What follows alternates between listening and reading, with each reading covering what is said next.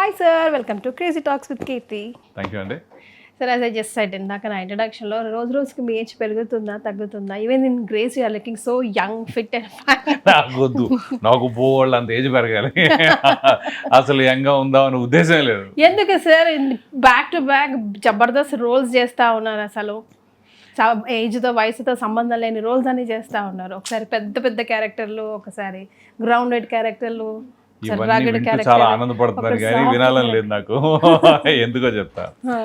ఒకటి అర్థమైంది ఇన్నేళ్ళ నాకు, ఒక 20 years ఆఫ్ కెరియర్లో అర్థమైన విషయం ఏంటంటే, హీరో అనేవాళ్ళు యంగ్గా కనిపించాలి, క్యారెక్టర్ యాక్టర్ అనేవాళ్ళు ఓల్డ్గా కనిపించాలి.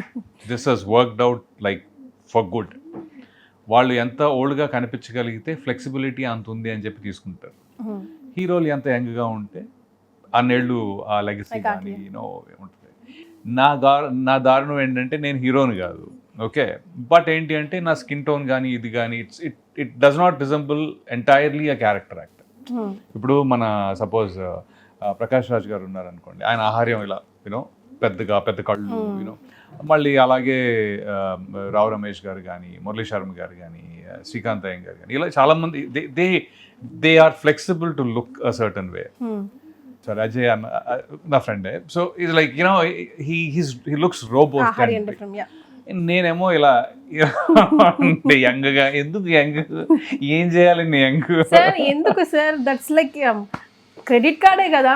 I don't know, I think ఇప్పటికి నా ప్రాబ్లం ఏంటంటే, ఇప్పటికి ఏంటి అప్పటికి ఇలానే ఉన్నారు, ఎప్పటికీ ఇలానే ఉన్నారు అంటే, so they are not the direction డిపార్ట్మెంటో లేకపోతే మేకర్సో, they are not able to transition me into other bigger roles. అలా అని చెప్పి నేను ఇప్పుడు కొత్త హీరోలకి ఫ్రెండ్ చేయలేను. ఫ్రెండ్స్ ఎప్పుడు చేయలేదు యాక్చువల్గా, ఒక 2-3 చేశాను, బట్ కొత్త హీరోలకి ఆ ఏజ్ గ్రూప్లో ఉన్న కౌంటర్ పార్ట్స్లో చేయలేను కదా. I have to do something older, either father, బాబాయ్, లేకపోతే ఇంకోటో లేకపోతే ఇంకొంచెం రీజనబుల్గా ఒక 10 years ఓల్డర్, అలాంటివి చేయాలి. అలాంటివి ఏమో మనకి కనిపించట్లేదు అంటారు, అందుకే ఈ తెల్లగడ్డ వేసుకుని తిరుగుతున్నానండి. చూడండి ప్రేక్షకులారా, చూడండి సార్. ఈ బాధ వల్ల ఏమైనా మంచి మంచి రోల్స్ మిస్ అయ్యి, అబ్బా ఇది నాకు డెఫినెట్లీ అంటే ఈ రోలు ఆ రోలు అని నేను చెప్పను, కానీ డెఫినెట్గా రవి గారు మీరు అంత ఆన్ రండి అంటారు, బట్ ఆ ఏజ్ ఆన్, బట్ రోల్ చేయగలుగుతారని నమ్మకం ఉంటుంది, కానీ I might not look that way అని. ఫర్ ఎగ్జాంపుల్ ఒకటి చెప్పచ్చు కదా సార్? అయిపోయింది దాని గురించి కానీ ఫర్ ఎగ్జాంపుల్ ఏం లేవులేండి, అలా స్పెసిఫిక్గా నేను ఇప్పుడు ఒకటి తీయలేను. కానీ over a period of time నాకు అది చెప్పి ఉన్నప్పుడు నేను ఏం చేశానంటే, నాకు శ్రీవిద్య అనే ఒక డైరెక్టర్ శ్రీవిద్య బసవ అని, so she directed movie called హత్య. హత్యలో నేను వైఎస్ వివేకానంద రెడ్డి చేశాను, 63 year old. Okay, that look was interesting for me. White అది కద్దర్ లాంటిది అది వేసుకుంటే మనం ఎంత యంగ్గా ఉన్నాం అనేది అనిపిస్తుంది ఆటోమేటిక్గా. తెల్ల హెయిర్, మొత్తం మీసాలు అవి తెలుపు పెట్టేసి ఓవరాల్గా చాలా బాగా వచ్చింది అది. I was able to do that. Absolute వర్కే కాదు, బయట కూడా చాలా బాగా మంచి రిసెప్షన్ వచ్చింది. అమెజాన్లో కూడా it really did well. So కొంచెం గతంలోకి వెళ్దాం. సిబిఐటీలో ఇంజనీరింగ్, చాలా దూరం వెళ్ళిపోయారు, న్యూయార్క్లో 30 ఏళ్ళకి వెళ్ళారు, కొంచెం కాదు హాఫ్ అయిపోయింది. ఎంఎస్ చక్కగా సాఫ్ట్వేర్ లైఫ్ సెటిల్ అయినా ఇంకా అనుకుంటారు ఎవరైనా, హ్యాపీగా సెటిల్ అయిపోదాం పెళ్లి చేసుకొని చక్కగా అని అనుకుంటారు. ఏం సార్ ఇది మళ్ళీ బైపాస్ వెళ్ళిపోయారు? బైపాస్ ఏం కాదు, యాక్చువల్లీ అదే బైపాస్, ఇంజనీరింగే బైపాస్ ఫస్ట్ నుంచి. అది ఇంట్లో కోసం ఇంట్లో వాళ్ళు కూడా పాపం వాళ్ళు కూడా ఏమనలేదు దాన్ని ఏమి, బట్ ఏంటంటే when you come from a very reasonable or middle class where it is little challenging, అంటే నెక్స్ట్ ఏంటి అనే పాయింట్ ఉంటుంది కదా, ఆ నెక్స్ట్ ఏంటి అనే పాయింట్ ఉన్నంత కాలం మనం ఎంతో కొంత సేఫ్టీయో, అది వెరైటీ అనమాట సిచ్యువేషన్. సేఫ్టీ నా కోసం అంటే నేను ఎప్పుడు చాలా రిస్క్ టేకర్ నేను ఒక రకంగా. ఓకే, ఒకలా భయస్తులా కనిపిస్తాను, ఒకలా రిస్క్ టేకర్లో ఉంటుంది. భయం దేంట్లో ఉంటుందంటే రేపు నెక్స్ట్ మంత్ ఎంటర్ అనే భయం ఉంటుంది. రిస్క్ టేకింగ్ ఎలా అంటే లైఫ్ ఏమైపోయినా పర్లేదు అన్నట్టు ఉంటుంది. So I don't care how my life will turn out. Exactly. So ఏంటంటే because you do a lot of mathematics about your family, that is where your decisions go. ఇట్లా పైకి కిందకి అవుతాయి అనమాట. అంటే మా నాన్నగారు he was government job, but he is very workaholic. ఆయనకి పని అంటే చాలా ఇష్టం. And at a point he did 3 jobs. Okay, so ఆయన ఏంటంటే ఊర్లో ఉన్నదంతా అలా ఇలా వదిలేసి వాట్ ఎవర్ ఇలా వ్యవసాయం అనేది కాకుండా he took a risk, studies. మిగతా వాళ్ళ బ్రదర్స్ ఇద్దరు పెద్దగా ఏమి చదవలేదు కానీ he took deviation from his family. అయితే పెళ్ళిళ్ళు తొందరగా అయిపోతాయి కాబట్టి ఆయనకి ఇంటర్మీడియట్ అయిపోగానే పెళ్లి చేశారు. ఓకే, కరెక్ట్ ఇంటర్మీడియట్ అయ్యే టైంకి నేను పుట్టేశాను అనుకోండి. Almost he was 20 years when I was born. Okay. So it's you are the only. No, two. Me and my brother. So విషయం ఏంటంటే ఆయన వచ్చి ఇక్కడ నిలదొక్కుకోవడం కోసం he was the first one to come to Hyderabad from the whole family. So ఎవరు ఇక్కడ డైరెక్ట్గా అంటే ఆడపదడప అక్కడ ఇక్కడ కొంత రిలేషన్స్ కొంత హెల్ప్ చేసిన వాళ్ళు ఉన్నారు. I will still thank them for that. But then he really had to get his footing అనమాట. అలా చేసుకుని మమ్మల్ని తీసుకొచ్చి మేము ఇక్కడే చదువుకుని చిన్నప్పటి నుంచి హైదరాబాదే, నేను నా ఏజ్ 1 అప్పటి నుంచి. So after you go through that whole thing, it is not a bad thing. We are all happy. We were happy, very happy. But then ఇంత చేశారు కదా, మళ్ళీ సడన్గా మళ్ళీ రాక్ బాటమ్ హిట్ అయిపోతామేమో. అంటే ఆయన అనేది ఏంటంటే అరే నేను నిన్ను పెట్టి cinema తీయలేను. I cannot support you in movies. Okay, I can support you morally, but I cannot support you financially or something like that. It's a separate track completely. నాకు ఎవరు తెలియదు, నాకు తెలియదు, అది ఎలా ఉంటుందో తెలియదు, ఇట్స్ అప్ టు యూ అని. మరి చూసుకో ఒకసారి అంటే నాకే కొద్దిగా పాప ఎంత కష్టపడి ఇవన్నీ సెట్ చేస్తుంటే మళ్ళీ మనం సప్మని వెనక్కి లాగేసి ఉన్నట్టు ఉంటుంది అని చెప్పి ఎక్కడో మా ఫ్రెండ్స్ అందరూ మళ్ళీ ఇంజనీరింగ్ జాయిన్ అయిపోయారు, అవన్నీ ఉన్నాయి. So I kind of went through with engineering. That is how CVIT happened. But so అక్కడ నుంచి MS in New York was an excuse to go there and learn acting actually. ఎందుకురా ఇక్కడెందుకు నేర్చుకోలేదు అక్కడెందుకు నేర్చుకున్నావు అంటే చెప్తా. నేను ఇక్కడ ఇంజనీరింగ్ అయిపోయిన తర్వాత రామ్ గోపాల్ వర్మ గారిని ఒక ఎవరితో పెళ్లిలో కలిసా. సార్ నాకు సినిమాలు అంటే ఇంట్రెస్ట్ అది ఇది అంటే, అవునా okay come tomorrow to my office అన్నాడు. టుమారో టు ఆఫీస్ వెళ్ళాను. నెక్స్ట్ డే ఆయన చెన్నై వెళ్ళిపోయారంట ఏదో పని మీద. సో ఒక అసిస్టెంట్ డైరెక్టర్ అక్కడ, హీస్ లైక్, నేను చాలా సన్నగా ఉండేవాడిని. I was like 42 kgs after engineering. అంటే ఈరోజు వెరీ లీన్ అనమాట. మన ఎవరు ఇక్కడ బాగా లీన్గా ఉండేది ఎవరో ఉన్నారు యాక్టర్, మహేష్ విట్టా కంటే మహేష్ కంటే ఇంకా సన్నగా ఉండేవాడిని అనుకోండి, ఎగ్జాంపుల్ చెప్తున్నా. So the assistant director was, Dude నువ్వు ఇంజనీరింగ్ అది చేసావు కదా, మరీ సన్నగా ఉన్నావు, యాక్టింగ్ ట్రై కొట్టాలంటే కొద్దిగా అసలు why don't you go to US అని ఒక సలహా ఇచ్చాడు. Is like why don't you go to US అన్నాడు. ఎందుకు అంటే ఇంజనీరింగ్ నుంచి చేసావు కాబట్టి US ఛాన్స్ ఉంటుంది, వెళ్ళి అక్కడ ఒక 2 years 3 years బాగా body or put on some weight. అది ఇదే నాకేంటంటే అప్పుడు వెయిట్ అని కాదు, నేను ఎలా చూసానంటే దాన్ని ఇట్స్ మోర్ లైక్ యుఎస్లో యాక్టింగ్ కూడా ఏముంది, కొంతమంది అప్పటికి వెళ్తున్నారు నేర్చుకుని వస్తున్నారు. So why don't I use my engineering background to kind of get into అని చెప్పి అనుకునే వెళ్ళాను. కానీ వెళ్ళిన తర్వాత చూసుకుందామని చెప్పి వెళ్ళిపోయాను. ఫస్ట్ వెళ్ళిపోయిన తర్వాత చూసుకుంటేనేమో అక్కడ థియేటర్ ఆర్ట్స్, పర్ఫార్మింగ్ ఆర్ట్స్ ఇవన్నీ కూడా almost like $70,000 at that time 3 yearsకి. ఓరే బాబోయ్ $70,000 నేను ఎక్కడ పడుతుంటా బాబు అని చెప్పి అప్పుడు మళ్ళీ మాస్టర్స్ కంటిన్యూ అయిపోయాను అనమాట. అలా జరిగింది.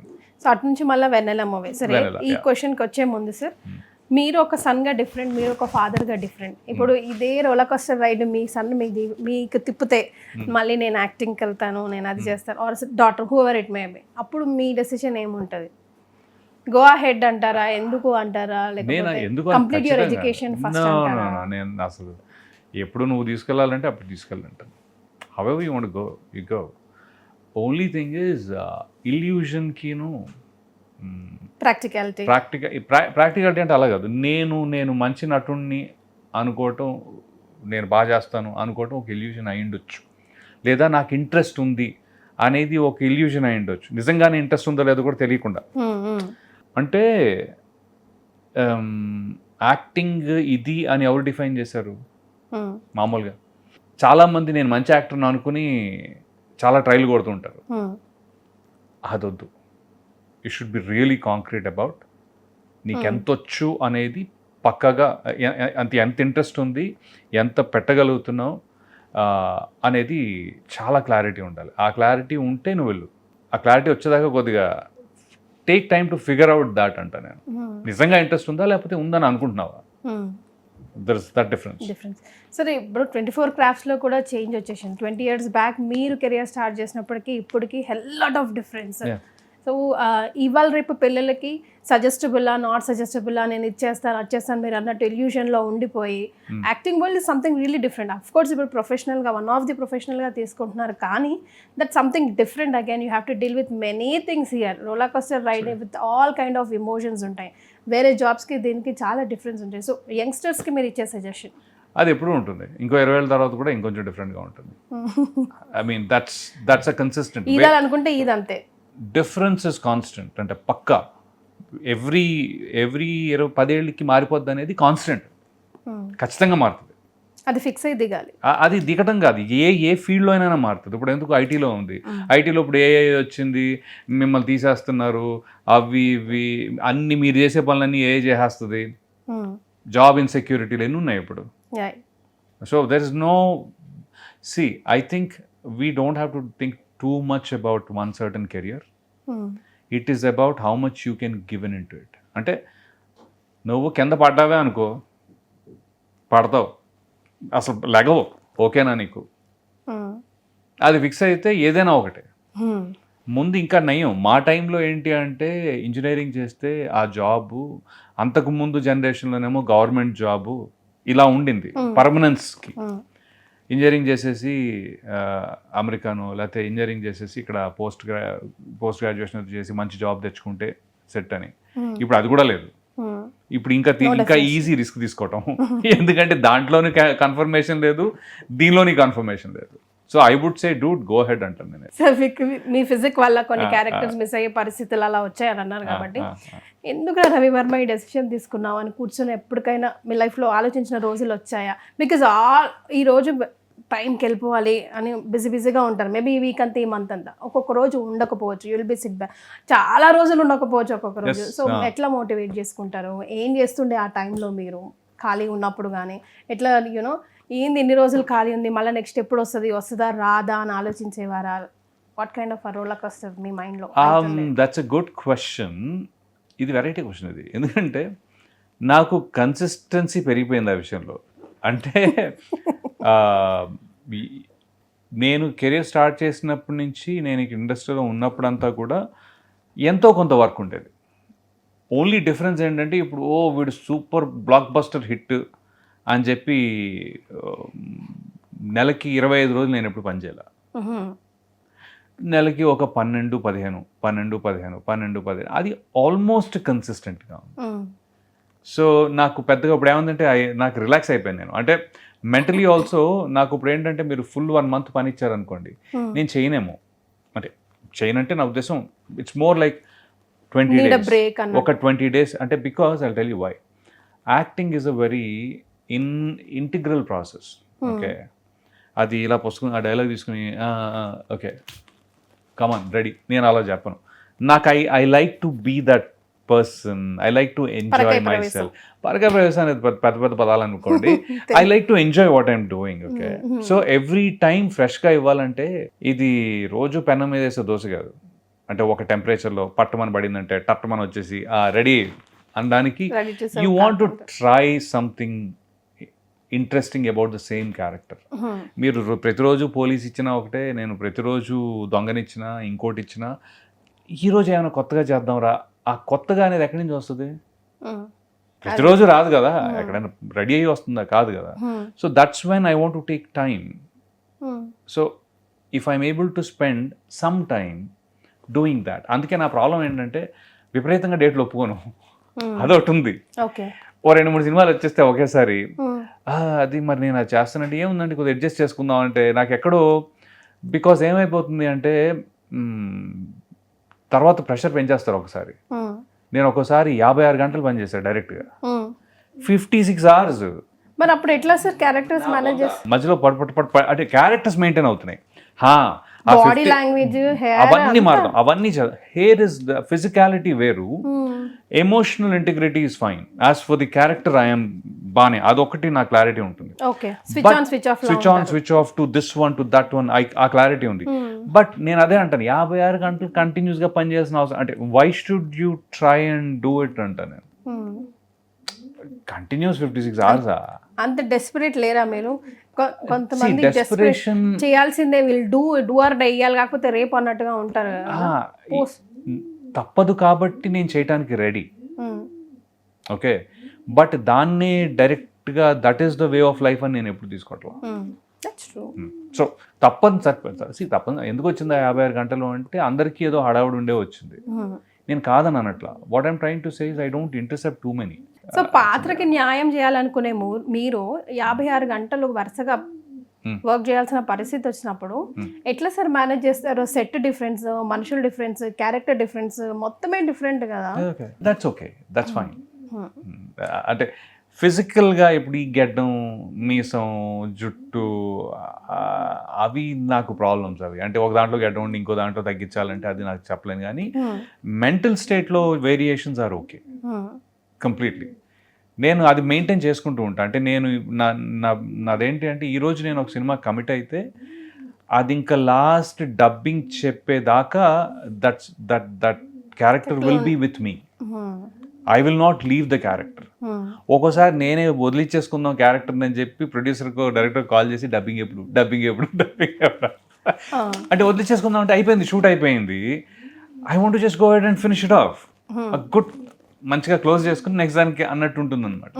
సో అప్పుడప్పుడు అడుగుతుంటే ఏంటి అయిపోయిందండి ఎప్పుడు డబ్బింగ్ ఎప్పుడు, I will not bother them. But what I'm saying is I just want to I keep traveling with my characters until it is done.